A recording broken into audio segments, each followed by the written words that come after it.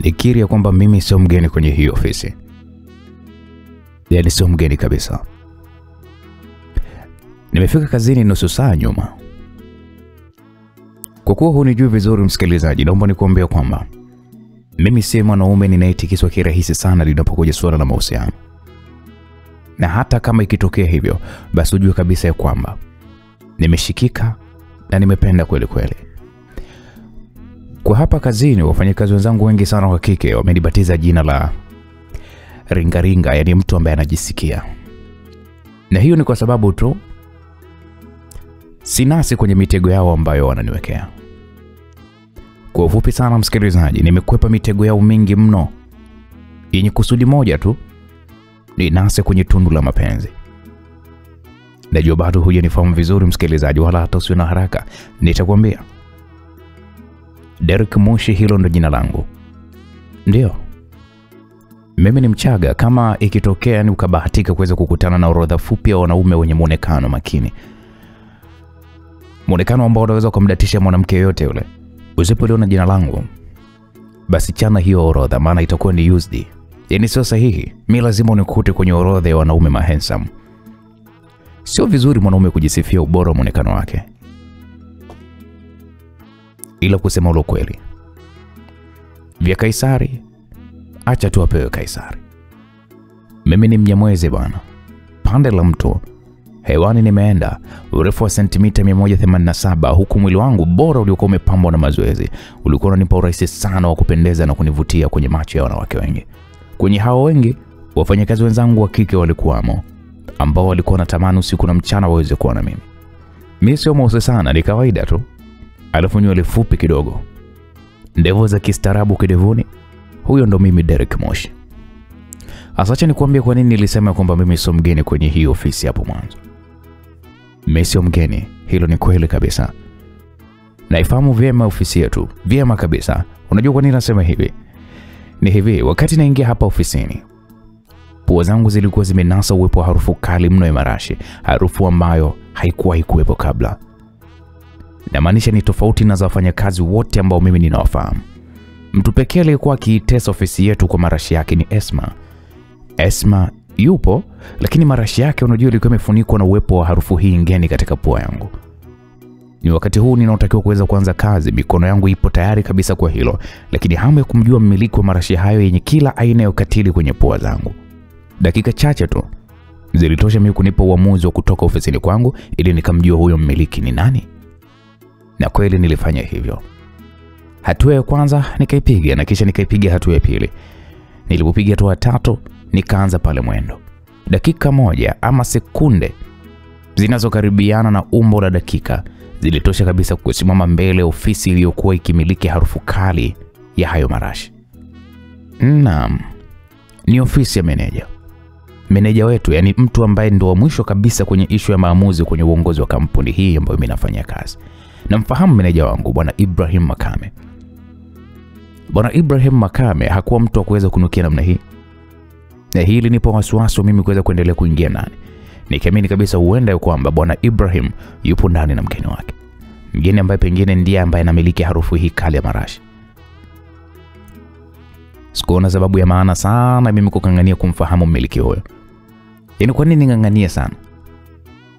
Kisa marashi ambayo yoyote yule mwenye uwezo wa kifedha anaweza kununua na kujinukisha.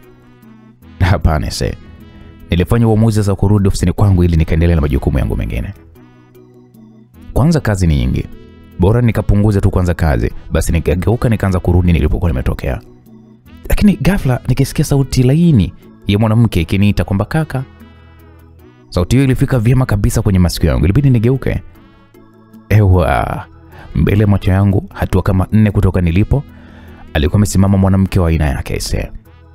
Hapo kwenye aina yake naomba niongeze sentensi kadhaa ambazo hazina nia yoyote ile kuweza kukuchosha msikilizaji. Unajua kwanza huyu mwanamke ni mrefu hivi, alafu kwenye unene hayupo, wala kwenye uembamba unamkosa kabisa, hayupo. Pisi hii naweza nikasema imesimama kweli kweli. Sijamaliza kumsifia, subiria kwanza. Umbo lake halisi namba 8. Ngozi pamoja na udongo wa manka kabisa huo alionao. Nywele zake ndefu zilizofungwa nyuma zilikuwa zimejiachia. Naweza kusema kwa ufupi tu ni kwamba alikuwa na umbo bora la mtoto wa kike. Nye, Mungu anaumba ise. Unaweza kusema labda alijiumba yeye mwenyewe kwa kujipendelea. Sio kwa uzuri huu. Sio naambia kwamba mtasema kwamba namsifia sana. La hasha. Acha tunyamaze, maana nikisema lafudhi yake Kizanzibari ilikamilisha maana ya malaika aliyetoroka peponi. Mtaanza kunishushua na mimi sitaki. Kweli kabisa sitaki hilo. Ilibidi kwanza tumuitikie, nikamwambia naam. Nilitikia huku nikisogeza hatua zangu fupi kumsogelea mwanadada huyu. Kichwani nikiamini kabisa huyu ndiye mgeni bora kabisa wa Bwana Ibrahim Makame toka niajiriwe kuja hii kampuni. Samahani. Bila shaka hunijui wala mimi sikujui. Naitwa Nasma. Mimi ndo meneja mpya wa hapa. Kidogo sikutambulishwa kwenu ila kwa makamu wangu tu. Bila shaka wewe pia ni mfanyakazi hapa. Ni sauti ya Nasma iliyobeba ujumbe rahisi sana kwangu. Kwanza mpaka hapo alikuwa ashanijulisha kwamba yeye ndiye meneja mpya, na kama haitoshi amenitajia jina lake na kunieleza kwamba makamu wa meneja ndiye mtu pekee anayefahamu uwepo wake ndani ya hii kampuni. Ndio. Mimi ni muhasibu hapa. Naitwa Derek Moshi. Sasa wakati nasema hivyo, kusema ule ukweli, mkono wangu ulikuwa uko mbele yake ukihitaji salamu ya kuweza kufahamiana. Bana, mtoto alikuwa na mkono mzuri, mkono laini kabisa. Akaniambia, "Wow Derek." Tajiri alinipa maneno kadhaa kuhusu wewe. Hongera sana kwa utendaji mzuri wa kazi. Nahitaji unisaidie kuweza kujulisha wafanyakazi wengine ya kwamba baada ya staftahi tutakuwa tuna kikao cha robo saa ili tuweze kufahamiana. Derek, baadaye. Baada ya kusema hivyo, unajua Nasma aliweza kugeuka na kuelekea ndani. Jamani, mwacheni Mungu wetu Mungu tu. Yeye milele na milele, na wala asiwepo mtu mwingine kuweza kuingilia kazi yake ya uumbaji. Mungu anaumba. Hadi kwa dakika chache tu nilitetereka mbele ya Nasma, mmiliki wa marashi ya aina yake.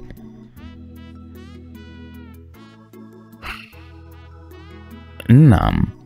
Mbele yangu yupo Adam Tesha. Huwa napenda kumuita kwa jina moja tu, Tesha. Hata wetumia hilo linatosha. Mimi na Tesha tumeketi katika mtindo wa kutazamana.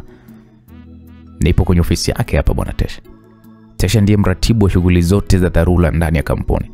Lengo la kufika kwenye ofisi yake ni kumpa agizo la meneja mpya juu ya kuandaa kikao cha robo saa chenye lengo la sisi wote kuweza kutambua uwepo wa Nasma, ambaye ni meneja wetu, au naweza nikasema malaika mgeni ndani ya hii kampuni yetu.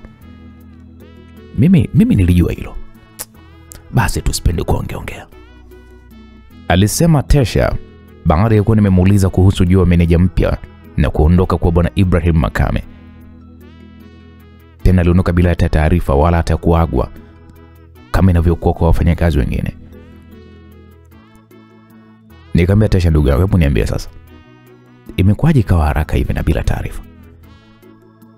Namfahamu tajiri yetu, sio mwepesi wa kufanya mambo kwa haraka kiasi hiki bila sababu za maana. Makame mbona wala hakuona kosa alilofanya au ni vipi? Ilibidi mimi nihoji, na ndipo Tesha akaniambia, "Sikiliza mzee, wewe mzee wa wapi wewe? Yaani kama hujatoka Moshi kama mimi ndugu yangu. Tajiri ameachana na mke wake, na taarifa za chini ni kwamba huyu meneja mpya uliyemwona ndiye mpenzi wake, na ndio sababu ya ndoa ya tajiri kuweza kuvunjika. Huyo meneja mpya hapo unapomwona katoka kusoma kwa Uingereza. Oya, ngeli melala hapo."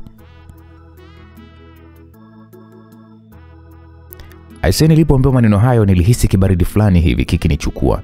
Yaani kibaridi fulani hivi kikiwa kimeutawala kwenye mwili wangu. Ndio, kilikuwa ni kibaridi cha hisia fulani hivi za kuchukizwa na hiki kitu. Acha niwe tu mkweli, nilishapanga kuingia kwenye vita ya kumpata meneja Nasma. Sasa kitendo cha kusikia kwamba ni ua la tajiri, aisee, kuna kitu fulani hivi kama kilinikereketa ndani moyo wangu. Yaani kama moto ulikuwa unafurukuta. Naomba nifupishe, kumuona tu nilitetereka na kumpenda. Ni ua la tajiri yangu, ua ambalo hata mimi nalihitaji kwenye bustani ya hisia zangu. Jina la ua hili ni Nasma. Ndio, jina lake ni Nasma. Sasa kuna muda nilikuwa nipo kwenye mgahawa uliopo jirani kabisa na nilipo jengo la ofisi yetu. Karibia wafanyakazi wote wa kampuni hufika hapa kwa ajili ya kuweza kupata chakula. Kando yangu alikuwa Tesha. Hakuwa mzungumzaji kama mimi tu, ambaye niliamua kuzama kwenye shimo la ukimya lenye harufu mbaya mno ya mawazo. Ni mimi dhidi ya mimi, nikipambana na kuamua kuchagua moja. Nilitaka nipate jibu sahihi, ikiwa nijitoe kwenye vita ya kumpata Nasma kwa manufaa mapana maisha yangu ndani ya kampuni, au pengine kutokujiingiza kwenye vita ya mapenzi na tajiri yangu. Nilijitahidi sana kuweza kuionya akili yangu. Mwisho wa siku nikakubali kupoteza mpango wangu wa kumnasa meneja Nasma.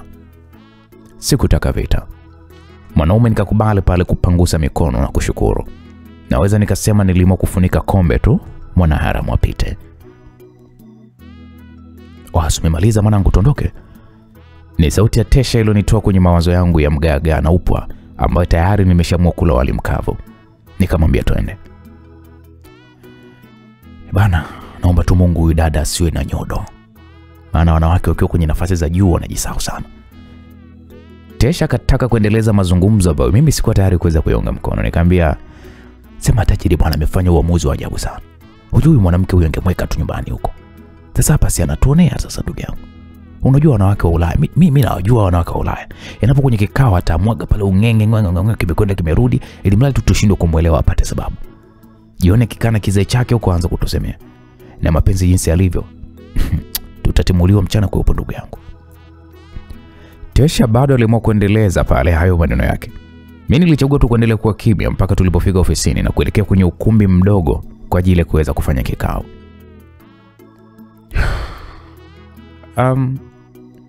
Mimi napenda kushukuru wote kwa uwepo wenu hapa na kujitoa kwa ajili ya hii kampuni. Hongereni sana. Baada ya mengi, Nasma alikamata ulingo. Wafanyakazi wote tulikuwa tunatikisa tu vichwa vyetu kuonesha kwamba tunapokea shukrani zake. Nasma aliendelea pale kuzungumza. Lengo la kuwepo hapa ni kushirikiana na nyie, ili mradi tuendelee pale alipoishia Ibrahim Makame. Najivunia kuwa sehemu yenu, naamini mtanipa ushirikiano wa kila namna. Mwenzenu mimi sina maneno mengi, naomba kila mmoja wenu awe huru kusema na mimi saa yoyote ile kwenye muda wa kazi, hata muda ambao sio wa kazi, ili mradi tu kampuni iweze kupiga hatua. Kwa ambao mmesahau, mimi naitwa Nasma. Wanawake wenzangu mnaweza tu kuniita na. Alipomaliza kusema hivyo, aliacha kicheko kifupi kilichokuwa kimekwamishwa na ulizo. Kuna mwenye swali? Wote pale tulikaa kimya, kumaanisha kwamba hilo swali halipo. Maoni labda, au pengine ushauri au lolote jamani. Naam, ilikuwa ni sauti ya Nasma iliyokuwa inaendelea kuthibitisha maajabu ya uumbaji wa Mungu. Neli alinyosha pale mkono. Huyu ni dada wa mapokezini. Wengi hapa kwenye kampuni tunampenda sana. Sababu moja ya kumpenda Neli ni ule uchangamfu wake kwa kila mtu na roho yake nyeupe. Ukigombana na Neli basi tufahamu kabisa kwamba wewe ni mkorofi. Dada watu kwanza ni mpole mpaka kupitiliza. Nasma alimruhusu Neli aseme kitu.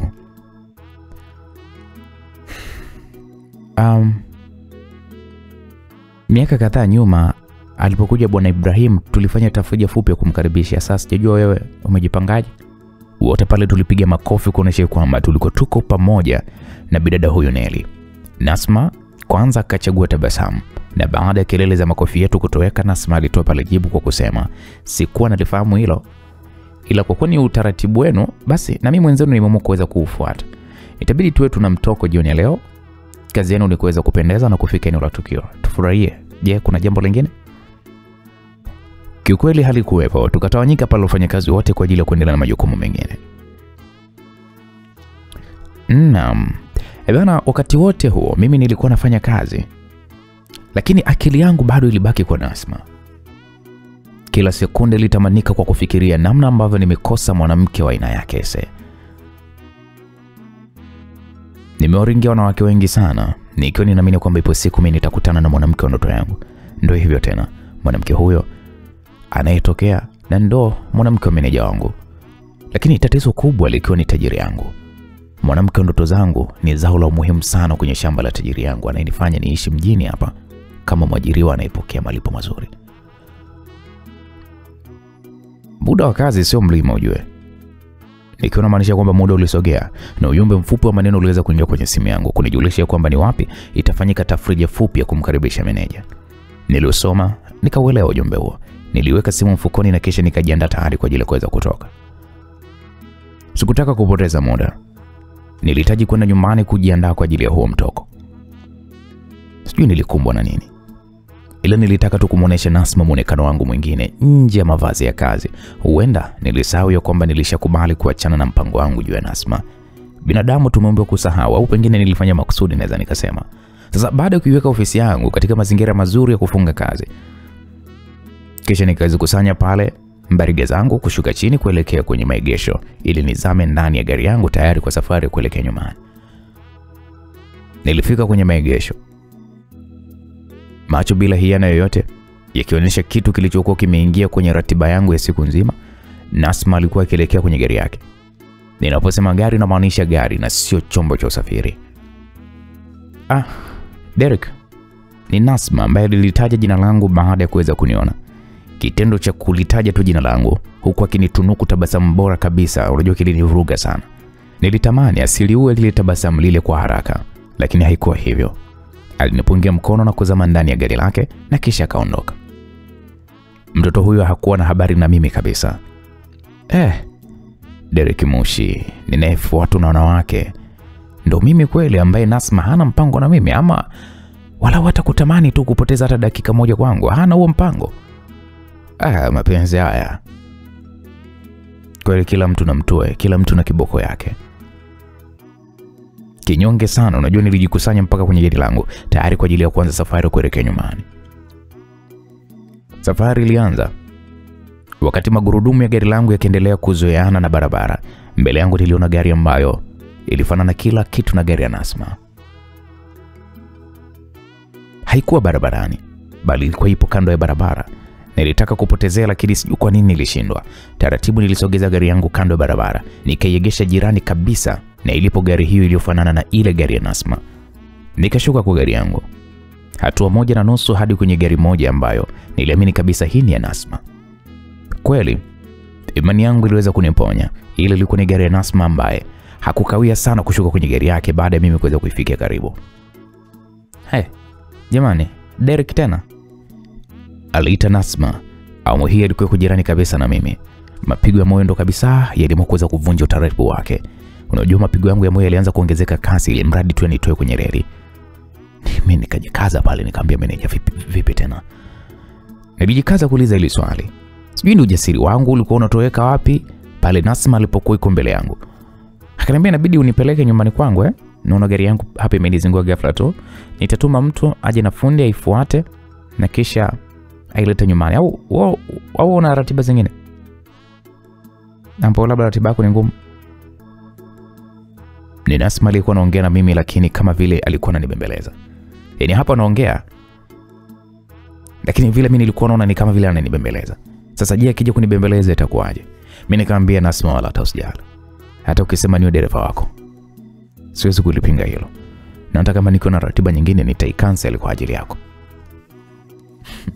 Una utani wewe, alisema Nasma, lakini bado alikuwa anamiliki sauti yenye mirindimo ya madeko. Naam, naweza nikasema ya kwamba mtoko ulianzia hapa.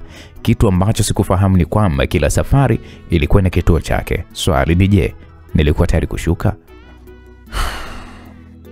Nilianza kwa kumfungulia mlango na kisha safari ikawa ni kumpeleka nyumbani kwake Nasma. Wakati wote tukiwa tuko njiani nilijaribu sana kuchomekea maneno ya hapa na pale, lakini sikufanikiwa kuuteka umakini wa Nasma. Hili liliniuma. Niliamua kuhamia kwenye tafakari zangu mimi mwenyewe. Kwanza nilianza kufikiria ikiwa tajiri yetu bwana TMC anaweza kuishi na mwanamke mchanga kiasi hiki, ili hali ya umri wake umemtupa kwa kiasi kikubwa mno. Tafakari hii unajua ikapokea nukta ya pesa. Pesa ndio sababu ya tajiri wetu mzee TMC kuweza kumiliki mwanamke mzuri kiasi hiki. Sikuishia hapo, unajua niliendelea kujitengenezea mazingira ya kuamini kwamba bado naweza nikafanya kitu. Unajua kwa nini?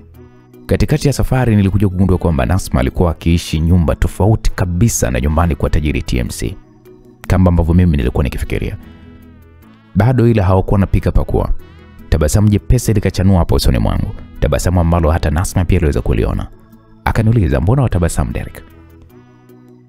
Nasma kanisahili kwa staili hiyo. Mimi nikazidisha tabasamu na kumdanganya kwamba kilichonifurahisha ni mawazo yangu, kwa nilikuwa nawaza namna ambavyo nitacheza hapo baadaye kwenye tafrija. Hilo Derek wewe. Sasa hapo mbele kata kulia na kisha utaingia kwenye barabara ndogo ya mtaani. Huu ndio mtaa wangu Derek. Mtaa umetulia kweli kweli. Na unaendana na ubora wako meneja. Kawaida tu. Sio kawaida. Nilipinga hivyo, lakini Nasma wala hata kuendelea na maongezi. Na hata hivyo nilimfikisha kwenye jumba lake. Alinikaribisha ndani. Mimi nikagoma kwa kisingizio kwamba natakiwa kuweza kwenda kujiandaa kwa ajili ya tafrija nyumbani kwangu. Umekuja mbali huko kwa ajili yangu. Sio vema nikiruhusu uanze safari nyingine ili hali unaweza kujiandaa hapa. Nyumba kubwa hii Derek. Sauti ya Nasma inajaribu kusema jambo. Ilikuwa ni jambo ambalo sikulitegemea mjue. Yaani mimi niingie ndani ya nyumba ya Nasma, alafu nianza kujiandaa yani kama vile namjua sana Nasma ama tunajuana kwa kiasi cha mimi kuweza kuingia ndani kwake tena kwa mara ya kwanza. Sifikiri kama inafaa. Unajua nilijaribu kupinga japo moyoni nilikuwa natamani sana hiyo nafasi, lakini kaona hii haiko sawa. Sasa Nasma akaniambia, "Wewe naye, sasa kwa nini sasa?" Nasma akanirushia swali na wakati huo alikuwa anajiandaa kushuka kwenye gari yangu. Na mimi hakuwa na mlinzi, maana mpaka wakati huo geti halikuwa limefunguliwa. Nikamwambia Nasma, "Unajua sina nguo za kubadili. Itabidi tuniende nyumbani." Wewe nawe, sasa fadhila yangu itakuwa ni wapi hapo? Mimi nitakuagizia nguo duka la jirani ambazo utachagua. Aisee, halikuwa jibu ambalo nililitegemea kutoka kwa Nasma. Nilibaki katika hali ya mshangao ambao niliuficha usionekane wazi. Unajua kichwani nilikuwa naamini huenda Nasma alianza kukamatwa na mvuto wangu wa kiume, maana mimi sinavutia. Nilifungua geti pale nikaingiza gari ndani. Nasma alikuwa ameshatangulia ndani na baada ya kufunga geti nikaelekea ndani. Hivi unakosaje mlinzi? Unafaa uwe na mlinzi geti kama hili kulifungua wewe mwenyewe kila siku kweli? Kwa kweli sihitaji mlinzi. Naweza nikafungua geti langu mimi mwenyewe. Mimi sio legelege kama unavyonifikiria. Hongera sana, unajisikia kufikiria hivi. Hapo nikakata mazungumzo yale ili yaishie pale pale. Na ndipo Nasma akaniambia, "Sasa simu yangu hii hapa. Utaingia kwenye hii application, chagua nguo, watakuletea hadi hapa. Duka lao lipo karibu tu. Chumba cha 4 kushoto, utakitumia. Acha mimi nikapumzike kidogo na kisha baadaye nijiandae kwa ajili ya kwenda kwenye tafrija. Alafu pia kwenye friji kuna vinywaji, karibu." Nasma baada kusema hivyo aliondoka zake. Kiukweli mwanamke huyu hakuwa aina ya wale wanawake wanaozoeleka kirahisi. Nasma alikuwa akibadilika ndani ya dakika moja. Mara awe mwongeaji sana, mara apoteze sifa hii ya uongeaji. Mara awe mtu mkimya. Yani alikuwa ni mtu ambaye huwezi kusema ukamkariri kwamba huyu ni mwanamke wa design fulani. Unaweza kusema ni mkimya lakini baadaye akabadilika kama ni mwongeaji. Unaweza kama ni mwanamke mwongeaji baadaye akawa ni mkimya mpaka mwenyewe ukashangaa. Baada ya kuagiza nguo, nilekea kwenye chumba nilichokuwa nimepatiwa. Nikachukua maamuzi ya kuoga, kisha nikazirudia nguo zangu. Baadaye mlango wangu uliweza kutikiswa, nilijitoa kitandani na kwenda kufungua. Hakuwa mwingine bali alikuwa ni Nasma. Alikuwa na begi dogo mkononi mwake. "Nguo zako hizi hapa, jiandae." Mimi naingia kujiandaa pia. Nasma akageuka na kuelekea kwenye chumba chake. Nasma alivyogeuka kusema la kweli, nikasema acheni Mungu wetu Mungu. Huyu binti aliumbwa na kaumbika. Nilimtazama mpaka alipoweza kupotelea kwenye chumba chake. Na hapo sasa na mimi ndo nikaingia ndani ya chumba changu kwa ajili ya kuweza kujiandaa. Msikilizaji, sio kwamba nilisahau kuambia namna Nasma alivyokuwa amependeza. Hapana. Kiukweli tu mwenzenu mimi nilichanganyikiwa. Uzuri wa huyu mwanamke mimi ulinivuruga kwa kiasi kikubwa mno. Kwa sasa tupo kwenye tafrija sasa. Unajua watu walikuwa wanakula huku wanakunywa, wengine walikuwa wakichagua pale kuitikisa miili yao kwa uchochezi tu wa mirindimu ya burudani ya bendi ya muziki wa Kikongomani iliyokuwa hapa kwa ajili ya kutoa burudani. Yaani ili mradi tu tafrija iweze kunoga. Sitaki kuhadithia kila kitu kilichozunguka kwenye hii tafrija, lakini nataka tu nikupe uhakika ya kwamba ilikuwa ni tafrija bora sana katika maisha yangu. Usitaki nikupe sababu ya kwa nini ilikuwa ni bora, ili hali unafahamu ya kwamba Nasma ni mmoja wa wahudhuriaji wa tafrija hiyo. Acha niwe tu mvivu kidogo hapo kwa kusema ya kwamba watu walikunywa, wakanywa tena na tena, walevi mpaka wakacheua. Ukimwondoa Tesha, Mimi ndio mtu mwingine ambaye kidogo nilikuwa walau na umiliki utimamu wangu kwa asilimia kadhaa. Hapa nataka kusema ya kwamba jukumu la kuhakikisha wafanyakazi wenzangu waliofika kwenye tafrija wanarejea makwao salama lilikuwa ni jukumu langu mimi pamoja na Tesha. Hatukuwa na namna, tulilifanya hilo jambo kwa sababu sisi hatukulewa hivyo, tulikuwa bado tuna utimamu wetu. Issue ya magari yao tuliamini kabisa wangeyafuata siku nyingine. Baada ya kuwasambaza wote makwao, nikamtaka pale Tesha arejee nyumbani. Jukumu la mwisho kuweza kumrejesha Nasma nyumbani lilikuwa ni la kwangu. Tesha aliniambia, "Oya, kuwa makini mwanangu, achana na tamaa mtu wangu.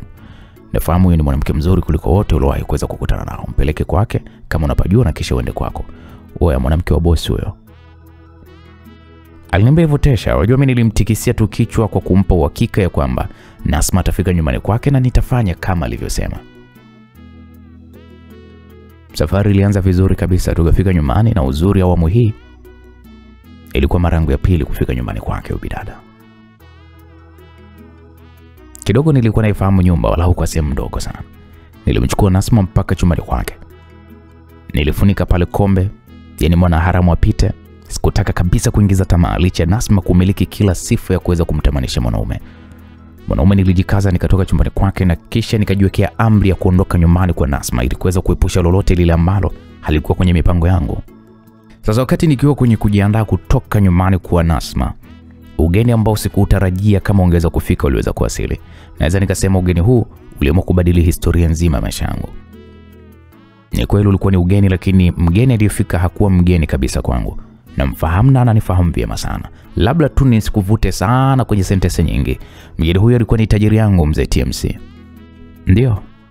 Bosi kanikuta nyumbani kwa mwanamke ambaye kwa taarifa za awali niliambiwa na Tesha kwamba ni chombo chake. Chombo ambacho kilisababisha mzee huyu akavunja mpaka ndoa yake. Ndoa ambayo ilidumu ndani yake kwa miaka kama 30 na mtu akavunja ndoa yake ya miaka 30 na kwa ajili ya huyu mwanamke. Fanya masiara nini? Mbele yangu ni tajiri, naam. Wote pale kazini tunamfahamu kama mzee Makame. Ni kweli ya kuwa yapo majina mengi sana anayoitwa mzee huyu kutokana na umaarufu wake mjini uliopambwa na fedha zake, lakini mimi nataka tu ufahamu ya kwamba tajiri na ndo mmiliki wa kampuni ambayo mimi nafanya kazi ni huyu hapa ambaye niko mbele yangu, mzee Makame. Ilichukua sekunde kadhaa kabla sijatoa salamu kwenda kwa tajiri yangu. Salamu yangu wala hata haikupokelewa. Mzee Makame alinipita na kwenda kuketi kwenye sofa lililokuwa nyuma yangu, akawa ananitazama. Sebule ilikuwa ni kubwa hivi, ilitosha kabisa kunitenganisha na mzee Makame kwa hatua kama 3 hivi. "Kwa kijana wangu." Sauti nzito mzee huyu iliyoendana vyema kabisa na muonekano wa mtakamaji ilinifanya ni kwanza nigeuke. Nikawa namtazama. Hapo akanipa ishara kuketi kwenye sofa lililokuwa limetengwa kando yangu. Nikafanya hivyo huku nikijitahidi sana kuunda tabasamu la lazima. Yaani ilimradi tu nirejeshe ule ujasiri wangu, kwa nilikuwa nimeshaupoteza kwa asilimia kadhaa. Sikutegemea kukutwa nyumbani kwa Nasma na mzee huyu, hasa wakati kama huu ambao nyota zimetamalaki angani, yani usiku. "Naona leo umeamua kwa dereva wa Nasma kumtoa kazini hadi hapa na kisha hapa mpaka kwenye starehe mlioandaa, si ndio manake? Safi sana kijana." Alipomaliza kusema hivyo, akapiga pale makofi ambayo yananiingiza mimi kwenye wasiwasi. Sielewi ikiwa ni pongezi ama vinginevyo ambavyo ni kinyume kabisa na pongezi. Hata mimi pale nilianza kujingatangata kwamba haikuwa kwenye mpango. Unajua wakati natoka kazini niliona gari lake kando ya barabara. Sikutaka kumpita bila kujua shida ni nini. Unajua tena mzee wangu, barabarani kuna mambo mengi. Niligundua kwamba gari lake limeharibika na ndio maana nikatoa pale msaada wa kumleta kwake na kumrudisha kisha kwenye tafrija na kumrudisha, na ndio nilikuwa naondoka hapa mzee wangu. Ilibidi pale ni usumbue ulimi wangu kwa sentensi zinazoeleweka ili mradi tu nisionekane kama nilifika hapo kwa lengo baya.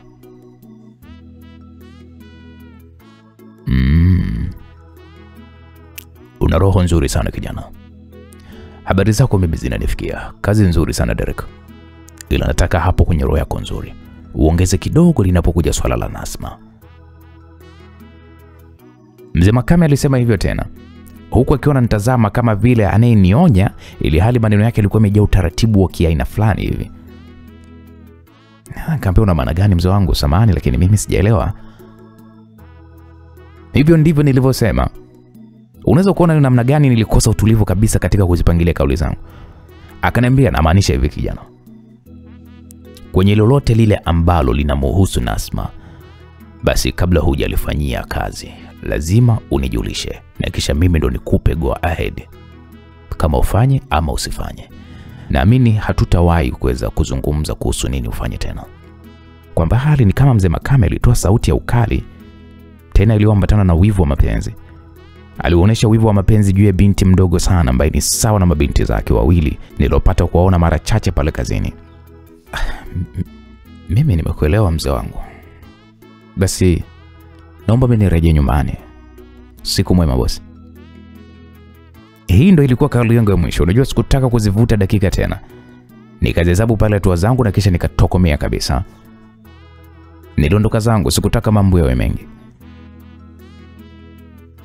Nilifika nyumbani kwangu, sio kwangu asili, bali nilikuwa nimepanga.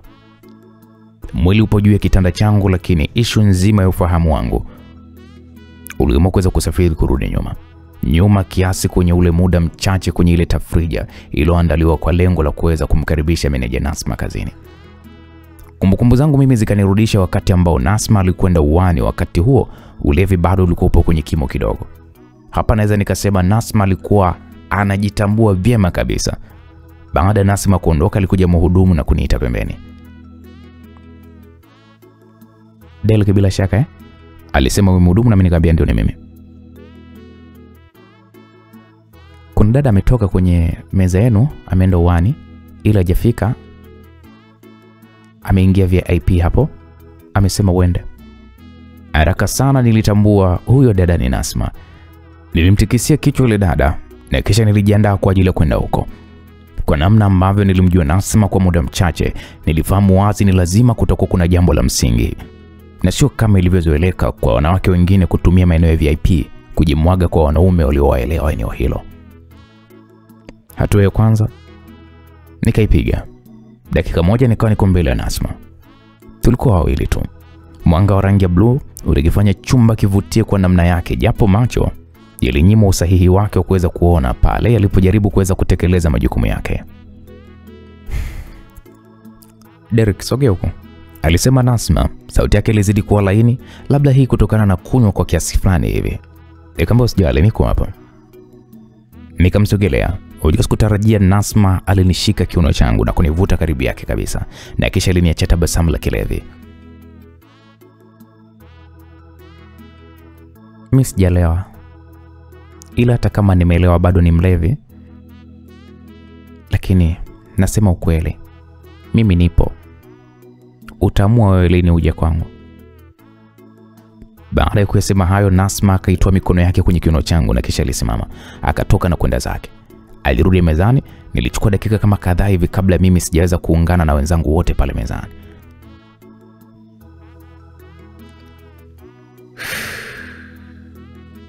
Ni saa 8 usiku ndipo nilipoweza kukurupuka. Sijakurupuka tu bure. Kuna kitu kilikuwa kimehusika kwenye kuniamsha. Nilitumia sekunde chache kugundua kwamba ni mlio wa simu yangu.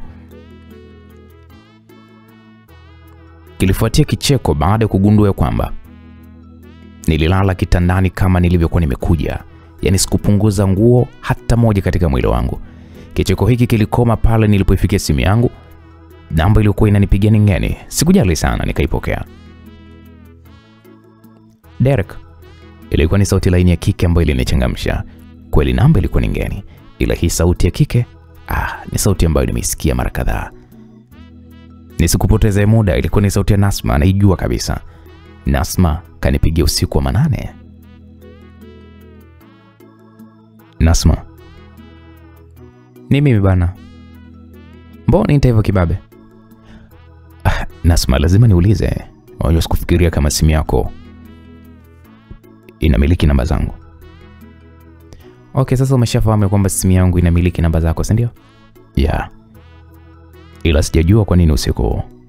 Jambo gani hilo unalotaka kuweza kulisema limeshindwa kabisa kusubiri hapa kucha kiasi cha kuweza kumsumbua meneja wangu mpaka kupigia simu usiku? Derek, unajua mimi ni mwanamke Nafahamu. Tena umri rafiki kabisa na dunia. Naelewa. Sasa kwa nini isha ya maisha? Maisha gani? Haya. Sijakuelewa. Yaani maisha haya Derek. Haya ambayo unayaona. Kwa nini umefanyaje Nasma? Mbona kama vile maisha ni safi tu? Au kuna shida? Shida ipo Derek. Shida gani? Derek. Naam. Nafahamu toka tumejuana haizidi masaa 72. Upo sahihi Nasma. Kwenye masaa machache sana nimetokea kukuamini. Mara kwanza na kuona nilihisi ya kwamba sitaweza kupoteza sekunde bila kukuona. Nilipambana na hisia zangu kuweza kukupuuza ili kuweza kulinda nafsi yangu. Ila nimeshindwa. Nimeshindwa Derek. Simu hii nimekupigia kukuambia kwamba nakuhitaji. Nilijaribu kidogo kwenye ule ukumbi wa starehe ila nimeshindwa kuweza kusubiri pakuche. Nataka ujue kwamba nakuhitaji na usichelewe kuja. Njoo uniokoe Derek.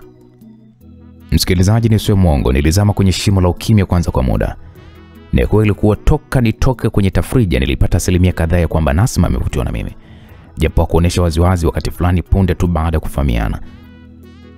Nilitamani kusema kitu lakini nilijikuta nikitafuta sentensi sahihi za kiume, lakini nikakosa. Derek? Naam. Unajua hapa nipoje? Sijui Nasma. Alikuja. Nani? Mzee Makame. Hapo sasa ndo nikakumbuka mara ya mwisho nilipokuwa nyumbani kwa Nasma, nilimwacha Mzee Makame pale na sikutegemea iwapo Nasma angeniambia ujio wa bosi wangu hapo kwake, ili hali Tesha alishanipenyezea kwamba huyu Nasma ni mwanamke wa Mzee Makame. Bosi wetu Ndio. Kama kawaida yake tena. Hachoki kunitesa. Ananiumiza sana. Anakutesa? Na akiona haitoshi ananiumiza kabisa. Nasma likazia. Kuna namna fulani umakini wangu uliongezeka kwenye mazungumzo tofauti na mwanzo. Anakutesa akiona haitoshi anakuumiza. Anakuumiza vipi na anakutesaje? Derek, huyu mzee hana huruma na mimi. Na mimi nimekusudia kuniua. Anataka kuniua huyo. Na kama nikichelewa kutoka kwenye mikono yake nikiwa niko hai, basi nitatoka nikiwa niko maiti. Hapo sasa kidogo nilianza kutishika. Nikasahau kama ile ilikuwa ni simu ya usiku sana. Nikajikuta nahitaji kutoka nje na kwenda popote pale nikutane na Nasma. Japo nakumbuka vyema niliambiwa na Mzee Makame, lolote lile ninalotaka kuweza kulifanya kwa Nasma, basi nimjulishe. Neno la Mzee Makame kwangu kwa kiasi fulani ni kama amri ama agizo, na kama nikichukulia vibaya hilo neno linaweza kugeuka na kuwa kitisho ama maonyo.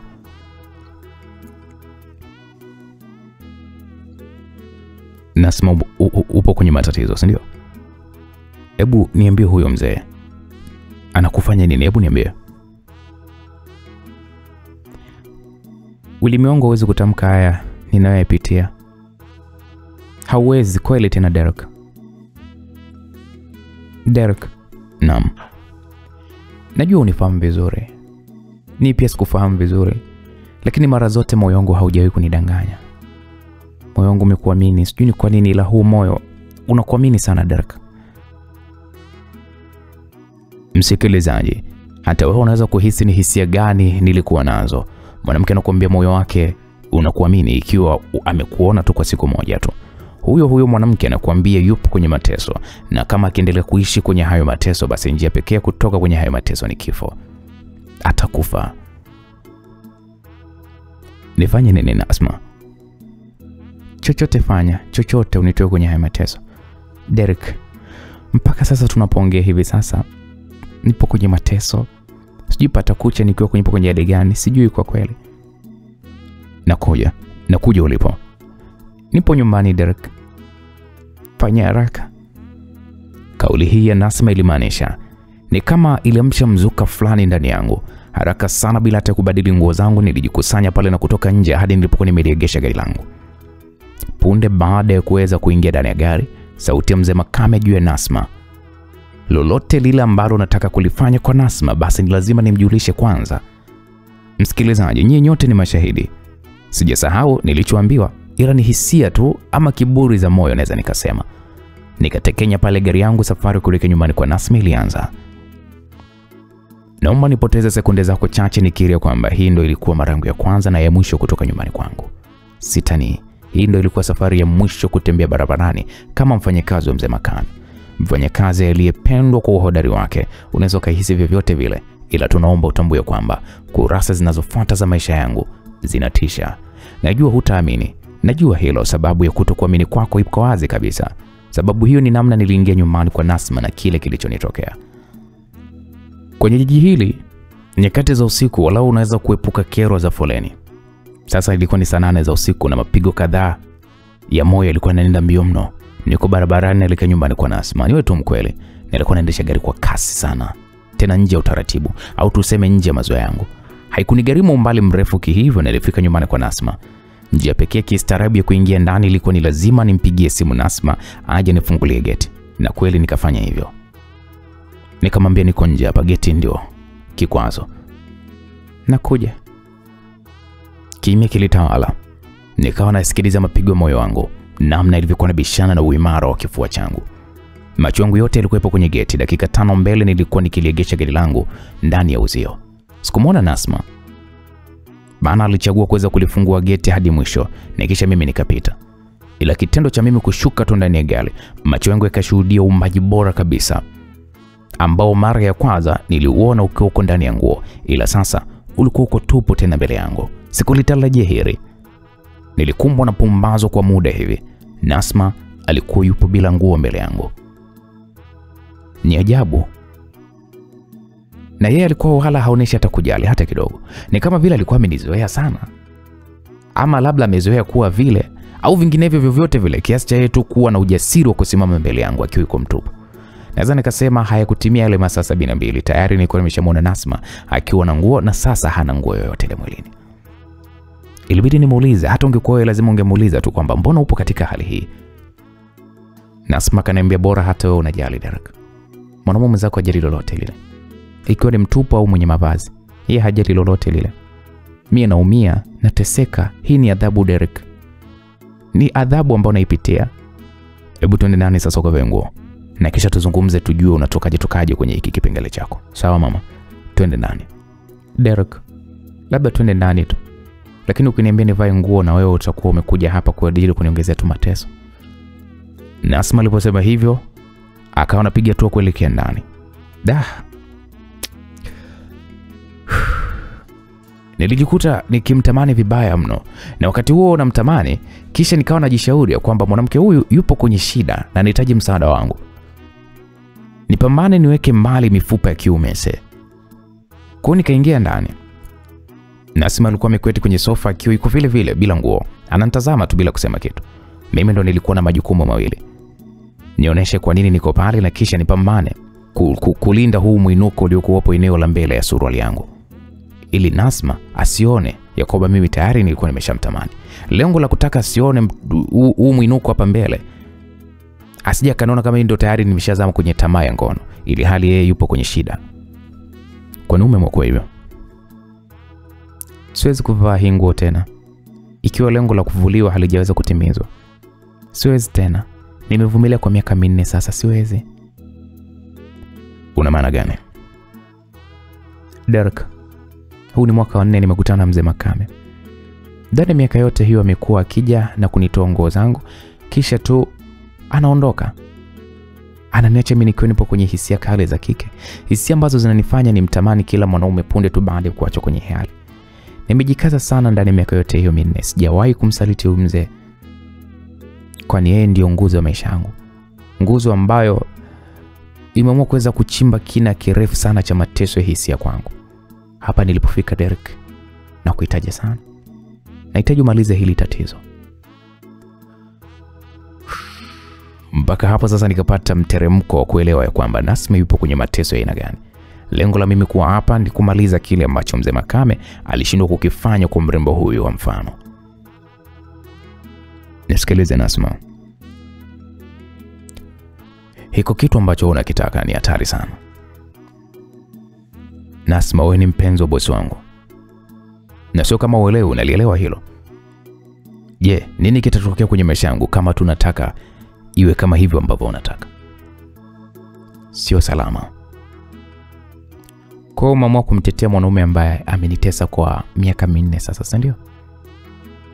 Mbona moyo wangu unakuamini sana Derek? Kwa hata awamu hii moyo wangu umeamua kuweza kuwa kinyume na mimi, si ndio? Nasma, wewe ni mpenzi wa mtu, unalijua hilo. Hata mimi kuwa hapa sio sawa. Nafikiri bora tu uende ukavae nguo kwanza na kisha tuweze kuongea. Kikweli nilijaribu sana kujibana kwenye hizi tamaa zangu zisiweze kuwa wazi mbele ya sukari iliyokuwa tayari kabisa kwa matumizi mbele yangu. Nisikilize Derek. Nipo tayari kuacha kila kitu Derek, kama utanipa uhakika wa kuweza kuishi na mimi maisha yangu yote na twende mbali na hapa. Niko tayari. Wakati anasema maneno hayo taratibu, Nasma anajiongea kuja nilipo.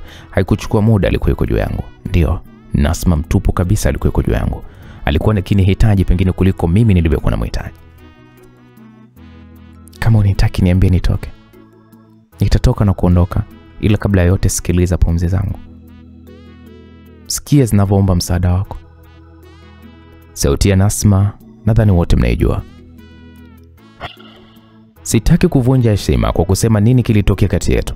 Ila naomba tu nikwambie kwamba Nasma alikuwa yuko chini sakafuni amejibwaga akiwa mwenye kicheko na furaha ya ajabu mno. Wakati wote alikuwa ananitazama na kutabasamu. Mimi moyoni nilikuwa na jukumu moja tu, jukumu la kukiri ubora wa Nasma katika ulingo wa hisia, pale jinsia mbili tofauti zinapokutana zikiwa zimesusa mavazi. Asante sana Derek, kwa sauti ya chini mno alisema Nasma. Hata kabla sijegeuza asante yake kwa shukrani, kibabe mno mlango ulifunguliwa. Kwa mabavu, wanaume wawili wenye kila sifa za wavamizi waliingia. Mmoja kwanza pale aliniwahi, mmoja kamrukia Nasma. Unajua nilijitahidi sana kujipambanua kwa kila aina kutoka kwenye mikono ya wavamizi wale, lakini nilijikuta na mbule kipigo pamoja na onyo. Onyo lililonitaka nitulie ama wanitulize wao kwa namna mbaya sana. Nilichagua kutulia. Zilitoweka dakika 30 tukiwa tumeshikiliwa pale na hao wavamizi. Wavamizi waliochagua onyo moja tu na si vinginevyo. Walitaka tukae kimya na kutulia ikiwa tunahitaji kuendelea kupumua. Ilibidi tutii. Mmoja kati yao alitoka na kwenda chumbani na kisha akarejea pale na gauni, akamtupia Nasma. Akamwambia, "Vaa. Sisi ni wanaume rijali. Hatuna mpango wa kuwa ngoswe kwenye kazi ya hela ndefu kama hii. Alafu ni nyepesi sana." Adongea mvamizi aliyekuwa amemletea Nasma gauni. Nasma akalichukua gauni na kulitundika pale mwilini. "Vipi, umekasirika? Sema kama umekasirika sisi kumvalisha nguo mwanamke. Basi simama umvue. Sisi hatuna shida." Simama mzee. Unakubalije tumvalishe nguo? Unakubalije kiresi hivi? Hebu pambana basi. Ona anavyotutazama. Umetufananisha nini? Sema kama unanijua ili nione namna gani tunaweza tukafuta kwa kujuana. Ukute na kufahamu wewe.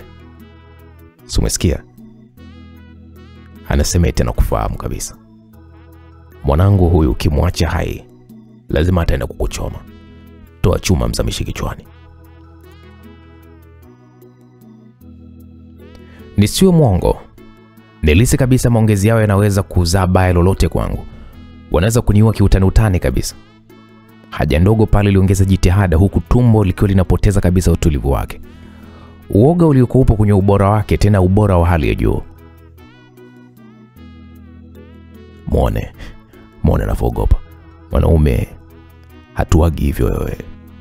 Mvamizi anaposema hivyo anamalizia kwa kunipiga kofi moja kali mno la mgongoni. Nilichoweza kukifanya ni kuweza kujikunja tu kwa maumivu makali mno. Kabla hata maumivu ya kofi hili kali nililopigwa hayajaweza kutoka mwilini mwangu, simu ya mvamizi aliyekuwa kulia kwangu jirani na mlango kutokea nje iliweza kuita. Alipokea pale na akatoka nje. Hakuchukua muda mrefu sana akarejea. "Oya, mzee anawataka eneo lile." Alimwambia mwenzake. Akamwambia sio akachukua vitambaa na kamba. "Navyo hivi hapa. Oya poa, tuvitumie sasa tuondoke." Kilichofuata hapo ni sisi kufunikwa sura zetu na vitambaa vyeusi na kisha mikononi tukapigwa kamba kiasi cha kunyima uwezo wa kufanya jambo lolote lile. Wakatupatia amri ya kutembea kuelekea mbele kutoka ndani ya jumba la Nasma hadi kwenye gari ambalo lilikuwa limeegeshwa hatua chache kutoka ilipokuwa nyumba ya Nasma. Tulilazimishwa kuweza kuingia ndani ya gari lao wao, na hata tusijue kwamba tunaelekea wapi. Kitu pekee ambacho naweza nikasema nilikuwa nafahamu ni kuwa tunapelekwa eneo fulani kwa maelekezo ya mzee. Hapa kwenye mzee sasa ndo nikateleza kwenye mvurugiko wa fikra. Kichwa kiliwaka moto mno, nikiamini kabisa kwamba huyo mzee lazima atakuwa ni mzee Makame na sio mtu mwingine tofauti na hapo. Ni wazi hata wewe pia msikilizaji uhitaji elimu kubwa sana ama uwezo mkubwa mno kufikiria na kugundua kwamba mzee Makame lazima atakuwa anahusika na kinachoendelea kwangu na Nasma. Naweza nikasema ya kwamba ilikuwa ni safari ndefu mno. Kwa akili zangu timamu tu, kutokana na muda tulikuwa tumeutumia kwenye hii safari, ni wazi ya kuwa tulitoka nje ya jiji kabisa. Kishindo cha hatua ya kwanza, kishindo cha hatua pili, alafu mfululizo wa vishindo vingi vizito vikatawala eneo hili ambalo tulikuwa tumefungiwa. Nilitamani kuona wamiliki wa vishindo hivyo, lakini kitambaa cheusi usoni mwangu kilitimiza dhamira ya uvamizi. Hakuna kuona, ikabakia tu kuwa hivyo. Sijui nitumie maneno gani uweze kuelewa hali halisi niliyokuwa nayo. Nafikiri haielezeki kirahisi, ila tu nahitaji uelewe ya kwamba nilikuwa katika wakati ambao hata mimi mwenyewe pia nilishindwa kuweza kuelewa ni vipi nitatoka nikiwa niko salama na kisha maisha yaendelee tena. Unataka kuona, si ndio?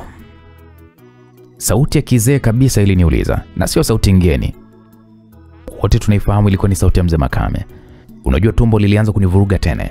Haja ndogo na kubwa ni kama vile zileamua kutunishana misuri kwa lengo la mmoja wao kuweza kuibuka mshindi. Wakati nikipambana na kuzuia haja hizi zilizokosa ustaarabu, ndio wakati ambao huo nilikuwa natakiwa kuingia katika vita kuhimili hisia zangu za wasiwasi na uoga mbele ya mzee Makame. Mzee ambaye bila shaka anafahamu nimefanya mapenzi na mwanamke wake.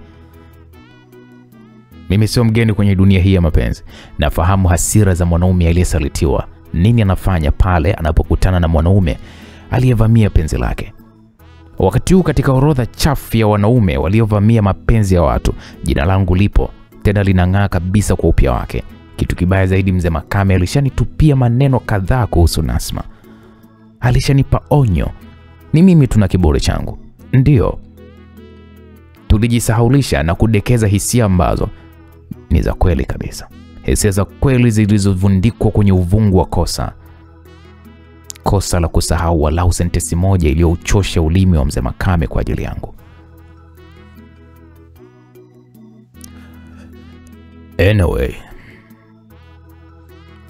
naona huna mpango wa kuona.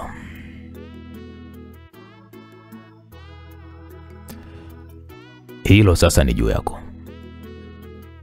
Nataka tu kujua ikiwa unao ugonjwa wa kupoteza kumbukumbu ama ni nini kimekuvuruga bwana mdogo. Kama una tatizo la kupoteza kumbukumbu, hebu tikisa kichwa chako kuweza kukubali.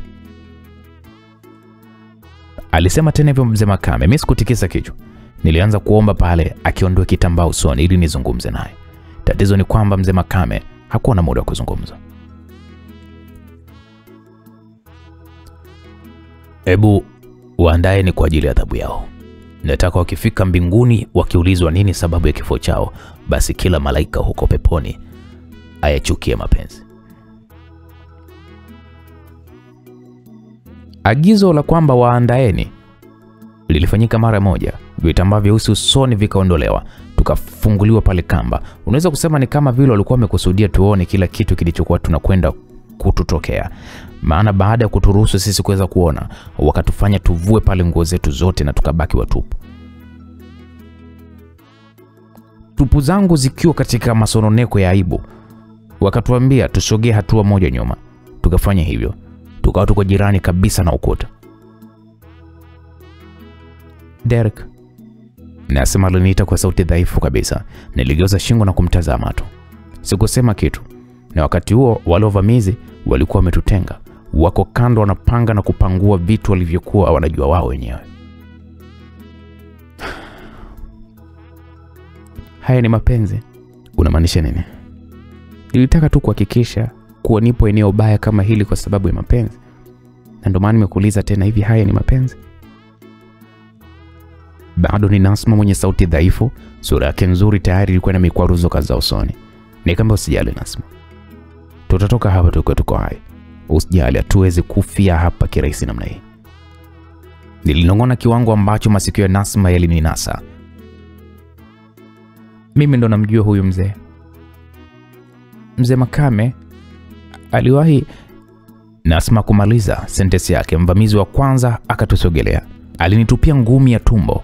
Ilibidi nijikunje kuelekea chini, maumivu yake yalikuwa ni makali mno. Wewe mwambie mzee, wapo tayari hao. Mvamizi alimwambia mwenzake na mwenzake akafanya mawasiliano. Wewe nifuate. Aliambiwa hivyo alikuwa ni Nasma. Nasma asiyekuwa na walau hata nguo moja mwilini mwake. Nasma anayetamanisha mpaka kiwango cha mwisho. Walimchukua Nasma na kwenda naye mpaka kwenye chumba kidogo tu.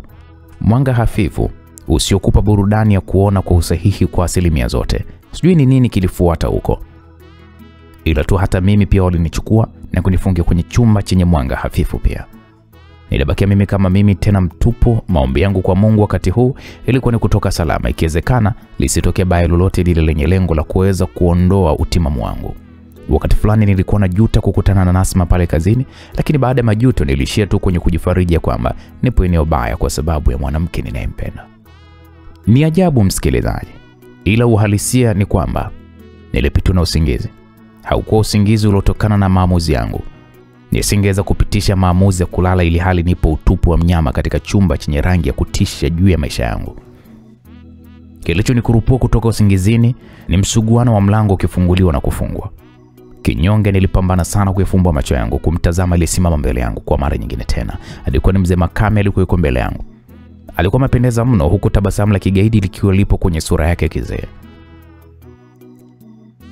Hata kama siwezi kula mahindi, ikiwa shamba na mbegu ni vya kwangu na nikaingia kwenye shamba kuyapanda hayo mahindi, basi mimi ndo natakiwa kuweza kutoa ruhusa ya nani ale na nani asile. Kitendo cha wewe kuingia shambani kwangu na kujichukulia maamuzi yako ili hali nilikuonya kijana, ina maana kwamba wewe ni kiburi. Sasa dawa kiburi mara zote ni kaburi. Mzee Makame aliweka nukta hapo na kisha kanitazama namna ambavyo nilikuwa na babaika. Nikasema, mzee wangu, haikuwa sehemu ya chaguo langu mimi kufanya vile. Kila kilichotokea katika namna ambavyo sikuweza kukizuia. Nafikiri wewe kama babangu unahitaji msaada wako. Na maanisha mzee wangu, naomba msamaha wako. Mara hii moja tu nisamehe. Kama unafahamu mimi ni baba yako, kwa umelala na mama yako. Watoto washenzi kama nyinyi mnatakiwa kuwa mfano kwa watoto wengine wote. Ila kwa kuwa umeomba msamaha, basi mimi nitakupa. Na uzee huu siwezi kukosa msamaha. Alipomaliza kusema hivyo, alinipa pale amri ya kumfuata. Yeye mbele mimi nyuma. Tukatoka ndani ya chumba. Nje kulikuwa kuna wanaume wengine watatu. Wanaume ambao sikuwaona hapo kabla. Mmoja kati ya wanaume hao alikuwa na kisu kikali cha kivita mkononi. Mzee Makame alimpa ishara, jamaa akampatia pale kisu mzee Makame. Mapigo ya moyo yakaungana na uoga kunisumbua. Mzee Makame baada ya kupokea kisu akanigeukia na kisha akanipatia kile kisu. Nilikichukua kile kisu na akaniambia, huu ndio msamaha wangu. Kwa kutumia iko kisu naomba uingie ndani ya chumba alichowekwa Nasma na kisha utoke baada tu ya kisu kuzama kwenye moyo wa huyo mwanamke. Nataka moyo wake upate maumivu sawa na maumivu mlionipa baada ya usaliti wenu kwangu. Ulimi wa mzee Makame unajua uliweka nukta hapo baada ya hayo maelezo. Eti kwamba nimuue Nasma. Hapo mwanzo niliwaambia kwamba mimi naitwa Derek Moshi. Sikupata nafasi ya kuwaeleza mengine kuhusu mimi kutokana na mlolongo wa matukio mengi yaliyoweza kubanana. Ukileka kando jina langu, mimi ni mzaliwa wa Moshi huko Kilimanjaro kaskazini. Mimi ni kijana nililelewa na mwanamke bila msaada wa yoyote yule mwenye jinsia tofauti na hiyo. Mamangu ndio mtu pekee ambaye anaweza kusema kwamba ananifahamu mimi kinaga ubaga. Rafiki zangu wengi tumekutana ukubwani. Maisha kulelewa na mzazi mmoja ambaye hana ujazo wa maana linapokuja swala la kipato, wote mnayefahamu. Haikuwa marahisi. Langu mimi basi ndilo la mamangu. Niwe tu mkweli. Nampenda sana huyu mwanamke, Mama Derek. Nakupenda sana. Maisha ya kwetu ndio yalinifanya mimi nijitume kiasi cha kuweza kufanikiwa kumaliza masomo yangu, na kwa bahati nzuri niliweza kupata kazi. Baada ya kupata kazi, nilitaka mama ahamie mjini ili niishi naye. Kwa bahati mbaya ama nzuri, mama alikataa kabisa kuhama. Alichokitaka ni mimi nipambane, yeye ameshazoea maisha yake kijijini. Nilichofanya, nilipambana sana, nikajenga nyumba nzuri mno kwetu. Mimi mjini nikaamua kuweza kuendelea tu kupanga, ilikuwa ni furaha yangu. Mama kitoka kwenye bustani yake, basi narudi nyumbani na kuweza kuifurahia nyumba yake. Nyumba kubwa ya kisasa, nyumba ambayo unaweza ukaikuta kwenye maeneo yaliyokuwa yameendelea. Mama kuishi peke yake kilikuwa ni kitu kigumu mno. Sasa wakati nikifikiria kumtafutia dada wa kumsaidia, jirani yake alifariki na kubakiza mtoto wa kiume. Mama hakuwa na sababu ya kuweza kumwacha mtoto huyo akiwa anahangaika kuwasaka ndugu zake ambao hata rangi zao tu hawajui. Kijana huyo ni Kelvin. Kelvin ndo anaishi na mama yangu, na nashukuru Kelvin na mama Derek wamekuwa ni kama mapacha. Wanapendana sana, nisiwe mwongo. Gharama za masomo ya kijana Kelvin sijawahi kabisa kuseka nazo. Mama tu na bustani zake ndo anaelewa hilo. Nasema hayo ili uweze kufahamu kwamba mama Derek hapa duniani, mtu pekee aliyebakiwa naye ukimtoa Kelvin, basi ni mimi. Mimi ambaye nipo kwenye kizaza. Kusema ukweli, nilikosa chaguo. Niliingia kwenye chumba alichokuwa amewekwa Nasma kama nilivyotakiwa kuweza kufanya, ikiwa nahitaji kuweza kupata huo msamaha kutoka kwa mzee Makame. Ndani ya chumba nilimkuta Nasma akiwa amejigemeza hivi ukutani, wala hata hakuhangaika kuinua kichwa chake kuweza kunitazama. Nasma. Derek. Hata baada ya kuitikia hakuinua kichwa chake kunitazama. Tunafanyaje kutoka huko ndani? Hebu niambie. Wamekuleta huko ndani ili uniue, si ndio? Mzee Makame aliniambia wewe ndio utaniua. Najua umekuja kwa kazi hiyo. Endelea. Sitaki nikutazame ushindwe kuifanya hiyo kazi yako. Si nataka kukuwa hai Derek. Ila sio kukuua wewe. Mimi nafikiria tu kujaribu kuweza kutoroka hapa. Mimi siwezi kukuua. Unalijua hilo, naanzia wapi Nasma? Mimi nataka tutoke humu. Hatuwezi, mzee Makame hawezi kuruhusu hilo. Wapo wanaume wawili na haka kaze. Tunashindwa vipi ikiwa mimi wamenipatia kisu? Derek, hata kisu sijui kama unajua kukitumia. Huyo mzee na watu wake wanamiliki mabunduki. Wewe unafanya nini na kisu chako? Niue Derek. Niue. Kwa hasira alisema hivyo Nasma. Tayari ameinuka na amesimama pale mbele yangu. Hebu tujaribu kidogo tu. Tujaribu namna hata baada ya kufanya ubaya kwako. Lazima uwalipe kwangu. Hakuna namna ambayo mimi nitaweza kuondoka nikiwa niko hai kwa kukufanyia mabaya wewe. Aya, fanya nione. Fanya sasa. Na okay sawa. Niliposema hivyo, nikapiga hatua kuelekea mlangoni. Derek, kama ikatokea nafia hapa, hakikisha wewe haufi. Walau nikienda mbinguni, nibaki na dhambi moja tu, dhambi ya kukubali kuingia kwenye mahusiano na mwanaume mwenye ndoa yake kwa sababu ya shida zangu. Nafikiri ni wakati wa malipo. Maisha niloishi nje ya hii nchi ndio yalikuwa haki yangu na sio haya. Hakikisha unatoka hapo ukiwa hai Derek. Nasma alipomaliza kuongea hivyo jirani na mimi, nilielewa nini ambacho natakiwa kuweza kukifanya. Nikagonga mlango ili watu nje wafungue. Mlango ulifunguliwa. Nasma alimrukia aliyefungua mlango. Mimi nikamrukia mzee Makame aliyekuwa katika hatua za kuchoma bastola kutoka kwenye kiuno chake. Bila hata ya kutarajia, nilijikuta nikizamisha kisu kwenye kifua cha mzee Makame. Mwanaume mwingine aliyekuwa amesalia naye ndo alikuwa akiwasili. Mimi nilijitoa juu ya mwili wa mzee Makame, nikawahi kumsaidia Nasma, lakini sikufanikiwa. Nasma alishageuka wa kuwa kimya milele. Jamaa alivunja shingo yake kikatili mno.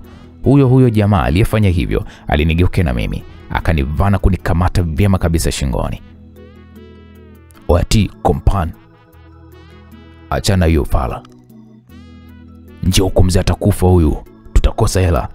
Njoo tumuishe kwenye huduma. Mwenzake alimuita mwenzie. Hii ikiwa pona yangu aise. Akanibwaga chini na kisha akamfuata mwenzake, wakasaidiana kumbeba mzee Makame na kutoka naye nje. Mimi nilisalia pale na maiti ya Nasma. Sikuwa na cha kufanya, huenda hii ilikuwa ni kosa, ila kwa wakati huo sikuliona. Nilikuwa nipo tayari kuadhibiwa. Kosa la kuacha mwili wa Nasma ukiwa mtupu pale chini. Mimi nikaondoka zangu nikakimbia lile eneo. Nilikuwa nimeshapagawa kwa kweli. Hata baada ya kutoka nilitokea misituni na sielewi ni wapi ambapo nataka kuweza kuelekea. Msitu ulikuwa unatisha. Alfajiri, baada ya kuweza kuzoea msitu kwa siku 1.5, msitu ukashirikiana na mimi hadi barabarani. Nilitokea barabarani, jua lilikuwa ni kali, njano ilikuwa ikifanya makubaliano ya mwisho na uhai wangu. Nilijichokea, nilikuwa niko tayari kwa lolote lile. Maumivu makali yalikuwa yameutawala moyo wangu pale nilipokuwa nimemkumbuka mamangu. Atakuwaje siku akisikia mwili wa mwanae umeokotwa huko njiani na wasamaria wema? Siku mama anashirikiana na wahudhuriaji wengine msibani, atakuwa kwenye hali gani? Kwa mara nyingine tena nikasimama na kisha nikaamua kuweza kusogea mbele kwenye kona ya barabara. Mungu sio mzee Makame. Wakati nikiwa nipo kwenye wakati mgumu kama huu, mbele yangu nikaiona gari aina ya Toyota. Ilikuwa imeegeshwa tu kando ya barabara. Nguvu za kupiga kelele sikuwa nazo. Nilijikaza kuangukia jirani kabisa na hilo gari, na ndipo hapo nilipopoteza fahamu. Nilikuja kukurupuka nipo juu ya kitanda. Taratibu nikaweza kushughulisha pale macho yangu kutazama ni wapi nipo. Nilikuja kugundua kwamba nimetundukiwa drip la maji, lakini chumba nilichokuwapo hakifanani na hospitali kabisa. Nilijitahidi kujipa utulivu lakini ilishindikana. Nilijitahidi kushuka kitandani, nilifanikiwa kuweka mguu mmoja chini. Wakati ninataka kuweka wa pili, mlango ulifunguliwa. Aliingia dada ambaye kwa muonekano tu wa mavazi yake alikuwa ni dada wa kazi. Umeamka kumbe? Pole sana. Haina haja kuhangaika, ni vema ukatulia kwanza. Acha nikamwambie kwamba umeamka. Ukamwambia nani? Msikilizaji, niliuliza hilo swali lakini wala yule bidada hakutaka kunijibu. Alitoka na kufunga mlango. Wakati nikifikiria ni nani huyo huenda anaenda kuitwa, hapo ndipo tukio la kuweza kuzamisha kisu kwenye kifua cha mzee Makame likajirudia tena kwenye fahamu zangu. Mlango ukafunguliwa tena na aliyeingia alikuwa ni mwanamke ambaye namfahamu. Tunafahamiana ila sio kwa kiwango kikubwa sana. Mwanamke huyu ni binti wa pili wa mzee Makame. Akaniambia Delk.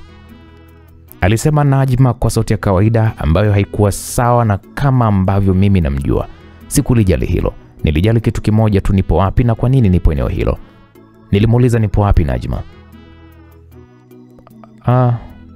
Upo nyumbani. Nilikosa muda wa kuweza kukutazama maana tumepata msiba. Pole sana. Na mimi ulijitahidi sana kumsaidia babangu lakini imeshindikana. Kwa huzuni alisema hivyo Najma na kisha kasogea jirani kabisa na kitanda. Kila kitu kimeisha. Baba ameshazikwa. Ni baba mzuri japo alitawaliwa na ujinga wa kiume wa kuiacha familia yake kisa binti mwenye umri sawa na mimi. Taarifa ni kwamba wao mpatikana salama. Baba ndo katangulia. Na mimi hao wavamizi waliowavamia Mungu atawalipa. Alikuwa ni Najma. Kwa kweli nilikuwa simuelewi lakini nilipata hisia za kwamba kuna ushenzi wa kubadilisha taarifa umefanyika. Mimi na mzee Makame eti tumevamiwa. Kisha mzee Makame kauawa. Mimi nimeponea chupu chupu.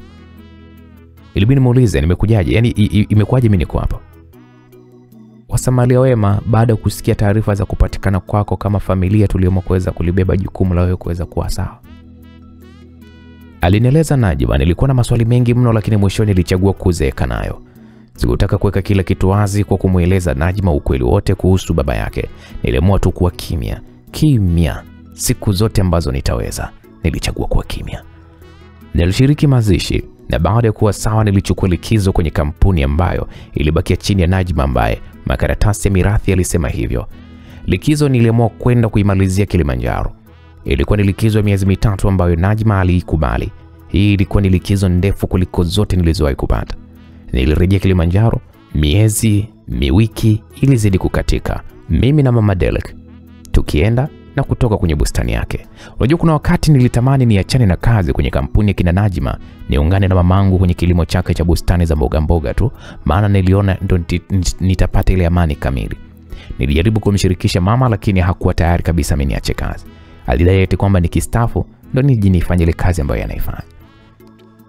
Mwezi wa 3 kawadia, ukaenda karibia tamati kuweza kufika.